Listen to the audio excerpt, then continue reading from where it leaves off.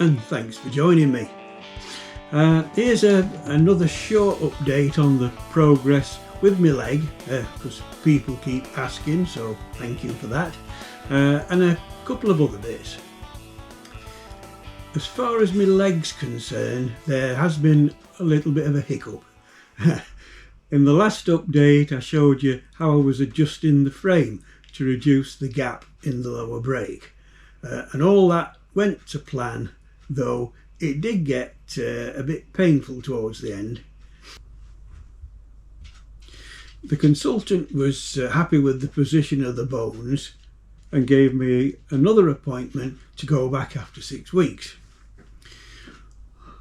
It took a couple of weeks for everything to settle down and my bones and muscles to get used to the new position, but it seems to be just a waiting game to see if the fractures will heal okay on their own. In the meantime, I was keeping up my daily exercises and slowly getting better mobility. That was till yesterday. Just walking back into the house and I heard this loud ping and felt a knock on my frame. Turns out one of the wires through my ankle had snapped. Apparently this can happen. Anyway, I got onto the hospital, who were really helpful, and after conversations with the nurse and the consultant, it was decided it didn't need immediate action, so I'm booked in to go in next week to have it checked out and decide what needs doing.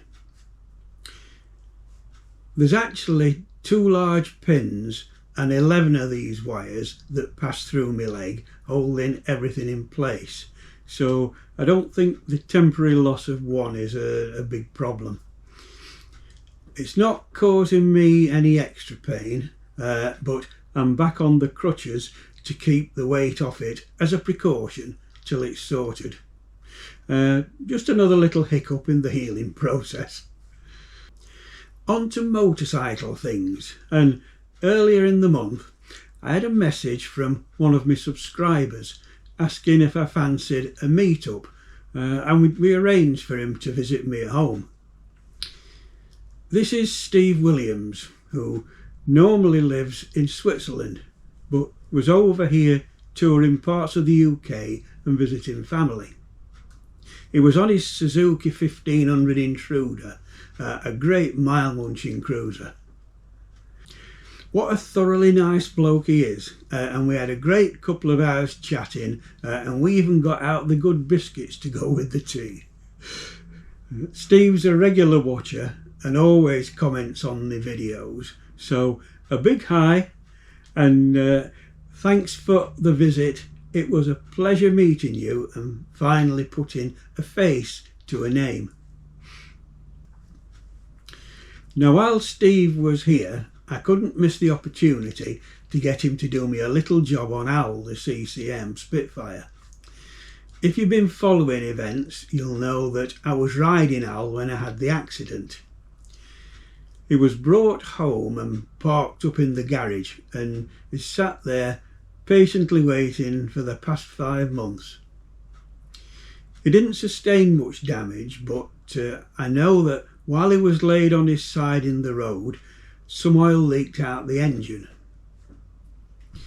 Ever since, he's been sat on his side stand, so I've never been able to check the oil level to see just how much came out.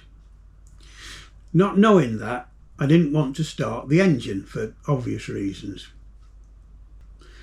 There's no centre stand fitted to this bike, and I couldn't have got him on it even if there was. I do have a front wheel stand though, and I got Steve to put Al on this for me. With Al now sitting upright, I could check the sight glass to see just what oil was left. Actually, he hadn't lost very much, and the level shows about halfway between the upper and lower marks. A quick top up and it's time to bring Al back to life.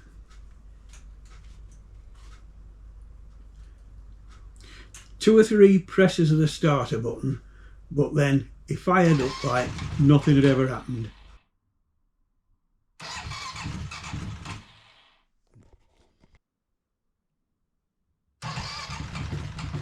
I let him warm up till the temperature gauge showed normal, and everything seems okay.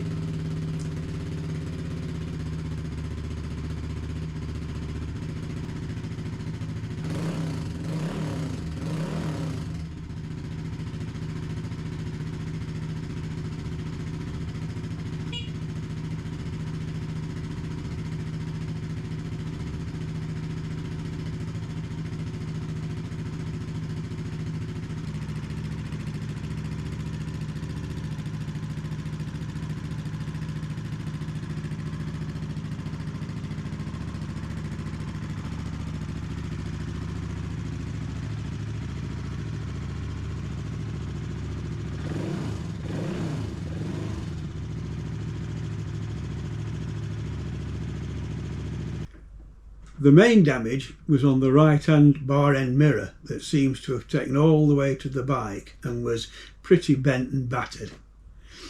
That's been replaced now with an almost identical pair of new ones. The only difference is that the new mirrors are a slightly larger diameter and they're not tinted like the old ones. It's actually better. I'm pleased with that. And they only cost 35 quid off Amazon, so win-win. I've still got the scratches to polish out the ends of the foot peg and brake lever, but other than that, Al's back running and ready for service. Well, that's about all for now. Part 3 of the Humber Estuary Ramble will be posted soon, so watch out for that.